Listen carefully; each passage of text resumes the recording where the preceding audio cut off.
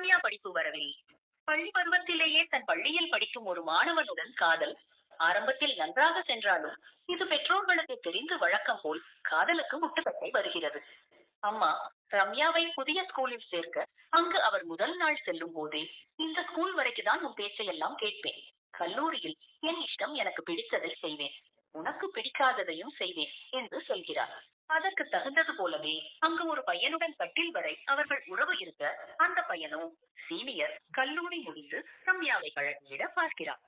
இதை அறியாத ரம்யா அவனிடம் வழிந்து வழிந்து பேச, ஒரு கட்டத்தில் மருத்துவமனையில் அட்மிட் ஆகும் நிலைக்கு செல்ல, பிறகு இருவருக்கும் கடும் மோதல் வர, ரம்யா தன் காதலை, அதுவும் சரியான காதலை கண்டுபிடித்தாளா என்பதே வீதிக்கதை.